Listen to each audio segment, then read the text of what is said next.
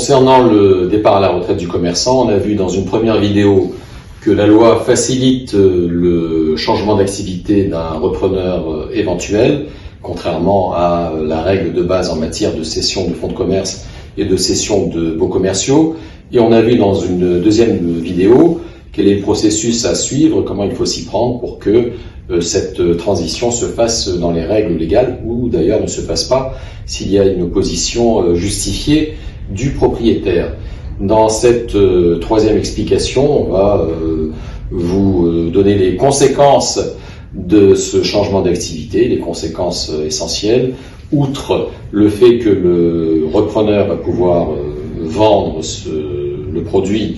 pour lequel il avait manifesté ses prétentions, c'est surtout sur le loyer qu'il va y avoir des conséquences. Parce qu'à l'issue du bail, au terme du bail, le bailleur pourra invoquer le changement d'activité comme étant une cause de déplafonnement du loyer. Vous le savez, on l'a expliqué dans d'autres vidéos et dans d'autres textes de mon site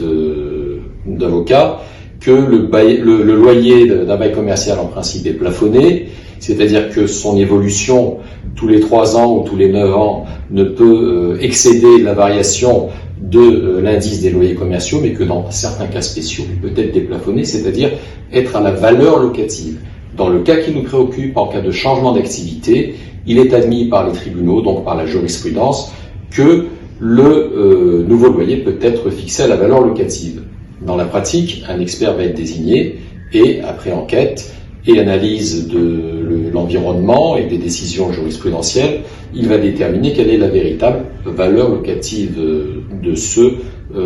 local. Alors, méfions-nous,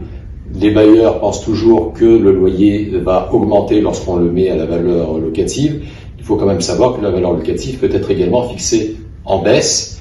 et en 2022 et 2023, nous avons beaucoup de procédures dans lesquelles le loyer a terminé en baisse, au grand déplaisir du bailleur.